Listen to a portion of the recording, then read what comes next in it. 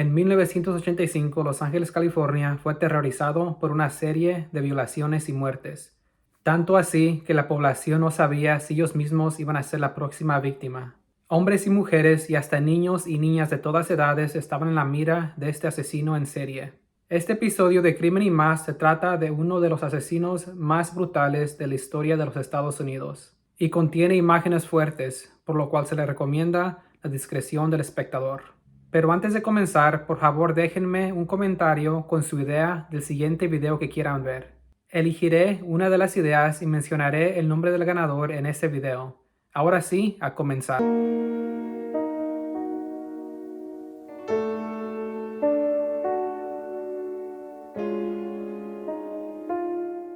El lunes 17 de marzo de 1985, Gil Carrillo, un detective del Departamento de Homicidios del Condado de Los Ángeles, estaba patrullando las calles. Esa noche recibió una llamada a las 10:40 de la noche acerca de un homicidio que dejó un muerto y un herido. Para Gil, este tipo de homicidios eran típicos, pero lo que él no sabía es que este homicidio solamente era el primero de muchos. En ese entonces, Gil Carrillo había sido detective por 13 años y anteriormente había servido en el ejército de los Estados Unidos por 3 años en la guerra de Vietnam. Pero ni toda esa experiencia lo preparó para los horrores que se venían. Esa noche, al entrar a la escena del crimen, el detective Gil encontró a dos víctimas, María Hernández y Gail Okazaki. María había sobrevivido, pero Dale no tuvo esa suerte. Dale se encontraba en el piso de la cocina, con un disparo en la cabeza. Fue asesinada a solo 2 semanas de cumplir 35 años de edad. Dale, nacida en el estado de Hawái, le encantaba convivir con su familia. De hecho, el día de su asesinato estaba en la casa de sus padres hablando sobre su novio y la promoción que había recibido en el trabajo. Después de convivir con sus padres, Dale fue de compras al supermercado. Y al llegar a su casa, Dale empezó a desempacar los comestibles cuando de repente el asesino salió de la oscuridad y la ejecutó a sangre fría.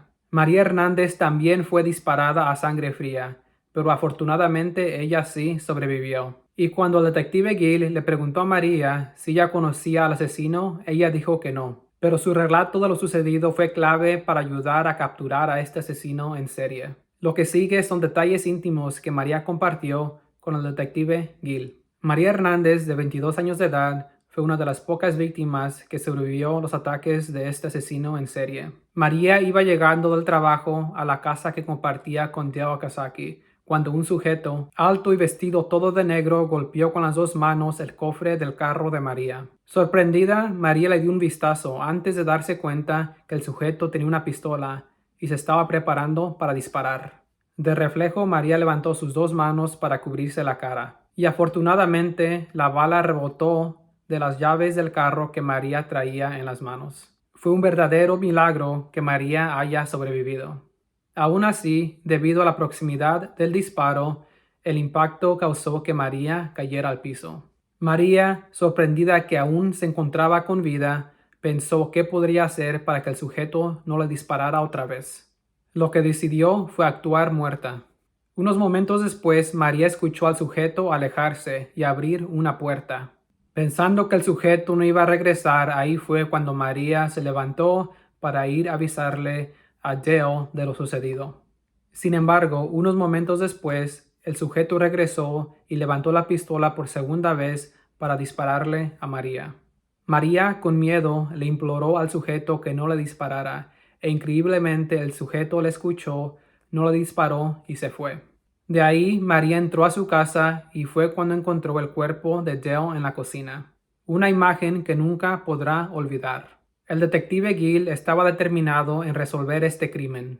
La pregunta era, ¿quién era el asesino? ¿Podría ser un exnovio con malas intenciones? ¿O un robo de casa que no salió bien? Las únicas pistas eran la descripción del asesino que compartió María, el hecho de que el asesino usó una pistola de calibre 22 y que nada había sido tomado de la propiedad. El detective Gil se dio cuenta de que este crimen no iba a ser fácil de resolver. Pero solo 30 minutos después hubo otro asesinato donde un sujeto usó una pistola de calibre 22 para dispararle a una estudiante de universidad de 30 años. Tsai Lian Yu iba manejando su carro cuando inesperadamente otro carro la obligó a detenerse. Después el sujeto se bajó del carro, se acercó a Tsai Lian Yu y le disparó 3 veces en el pecho, matándola. ¿Podría ser que los dos asesinatos estuvieran conectados? ¿Podría ser que tuvieran un asesino en serie? Esto es lo que se preguntaban los detectives. Y el detective Gill fue el primero en llegar a la conclusión que sí estaban conectados y que sí tenían un asesino en serie. Pero lo extraño es que los detalles de estos dos asesinatos no eran típicos de un asesino en serie.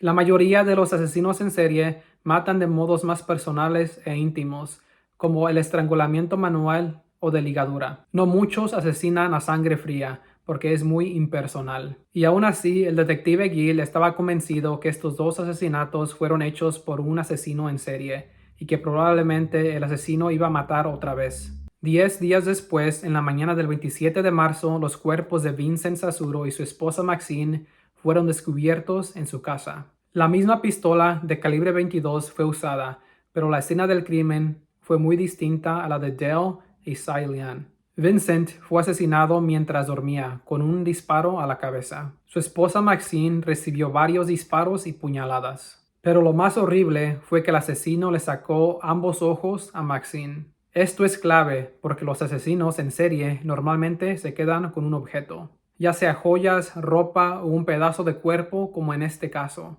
Los asesinos en serie hacen esto para poder revivir el asesinato una y otra vez. El 15 de abril, el asesino mató otra vez. En esta ocasión, las víctimas fueron William y Lillian Doi, una pareja en sus 60s. William fue asesinado a sangre fría mientras dormía, justo igual que Vincent Sasaro un mes anterior. Y Lillian, que era inválida, fue esposada y violada, pero aún así sobrevivió.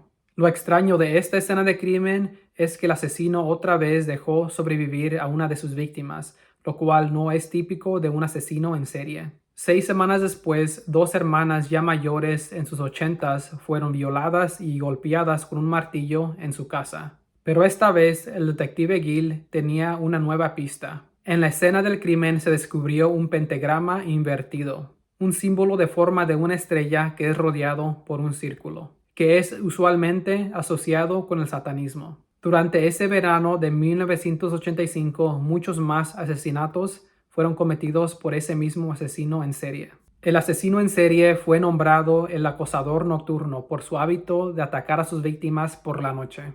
El detective Gill resolvió el caso cuando una huella fue hallada en el carro que el asesino usó en uno de los asesinatos.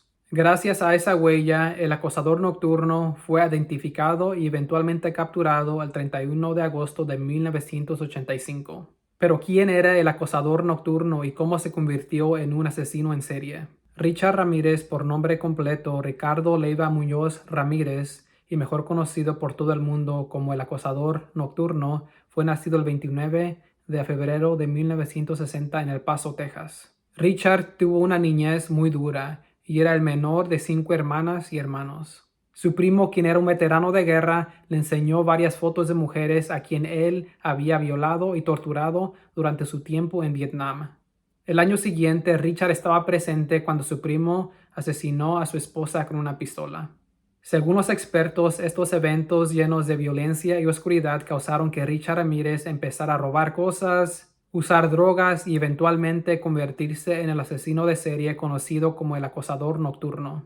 Ya capturado, María Hernández, la víctima que sobrevivió gracias a que la bala disparada fue desviada por las llaves de su carro, fue la persona que positivamente identificó a Richard Ramírez como la persona que le había disparado. Y después en el juicio de Richard Ramírez, cuando el fiscal le preguntó a María Hernández que si el sujeto que le había disparado estaba presente, ella dijo que sí. Y cuando se le preguntó a María que si quién era ese sujeto, María dijo ese muchacho vestido de azul, refiriéndose a Richard Ramírez. En total, Richard Ramírez, conocido como el acosador nocturno, asesinó al menos a 13 personas. Una de sus frases famosas fue: "No me puedes comprender.